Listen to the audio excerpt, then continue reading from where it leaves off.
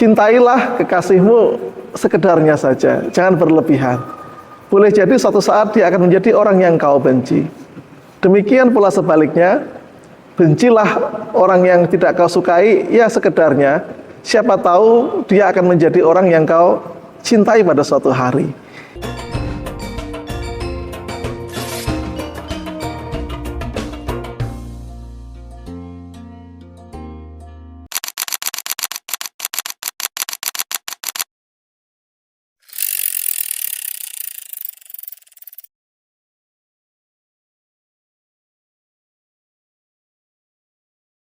Assalamualaikum warahmatullahi wabarakatuh.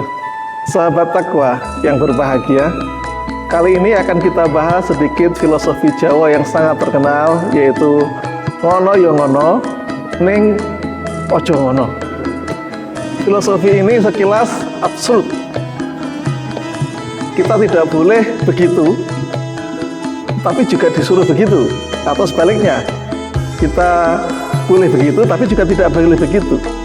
Artinya apa? Jika kita pahami secara terlek, mungkin kita akan kesulitan. Yang dimaksud bahwa orang di Jawa itu harus selalu mencoba mencari jalan tengah, mencari moderasi, mencari titik yang paling baik dari segala titik ekstrim. Inilah filosofi dari harmoni dalam kehidupan maupun dalam perilaku kita. Kalau kita membenci orang, janganlah, boleh saja kita membenci karena tidak mungkin menghindari itu, tapi jangan berlebihan. Kalau mencintai orang, tidak mungkin pula kita tidak mencintai orang, tapi jangan berlebihan.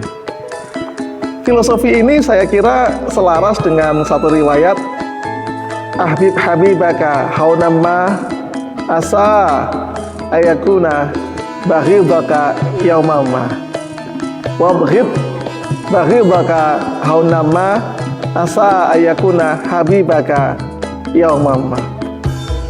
Cintailah kekasihmu sekedarnya saja, jangan berlebihan. Boleh jadi suatu saat dia akan menjadi orang yang kau benci. Demikian pula sebaliknya, bencilah orang yang tidak kau sukai, ya sekedarnya. Siapa tahu dia akan menjadi orang yang kau cintai pada suatu hari. Inilah hakikat di dalam filosofi Jawa. Kita diminta mencari jalan tengah yang sejalan dengan nilai Islam tentang wasat. Bahwa kita di Al-Quran dikatakan bahwa kuntum khaira ummah, kita adalah umat terbaik. Kenapa? Kita berada di jalan yang tengah. Dan bahwa agama juga mengajarkan bahwa khairul umuri awsatuha, sebaik-baik perkara adalah yang tengah-tengah. Tengah-tengah itu bagaimana? Tengah-tengah sebenarnya adalah cara kita menghindari dua titik ekstrim. Kalau senang ya jangan berlebihan, kalau benci ya jangan berlebihan. Kalau makan, boleh makan, tapi jangan berlebihan. Jikapun kita kemudian melakukan sesuatu, lakukan, tapi jangan berlebihan. Bukan berarti kita bekerja setengah-setengah. Jangan salah pahami ya. Seolah-olah kita, setengah-setengah semuanya melakukannya tanpa kesungguhan. Tidak demikian yang dimaksud di dalam filosofi ini. Yang dimaksud adalah dalam segala perkara, kita melakukannya dengan cara yang terbaik, tetapi tidak berlebihan. Maka dalam pepatah Jawa dikatakan, ojo gumunan, ojo kagetan. Jangan mudah kita ini terlalu kagum, jangan mudah juga mudah kaget. Nah, kenapa orang kaget dan gumun? Karena memandang sesuatu secara berlebihan. Pas kita senang, seolah-olah nggak ada lain di dunia ini selain sesuatu itu.